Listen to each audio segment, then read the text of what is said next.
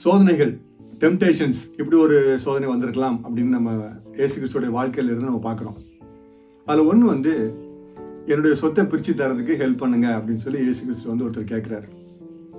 என்னைய வந்து சொத்தை பிரித்து வைக்கிறதுக்கு நியமித்த ஆள் யாரு அப்படின்னு ஆண்டவர் சொல்றாரு.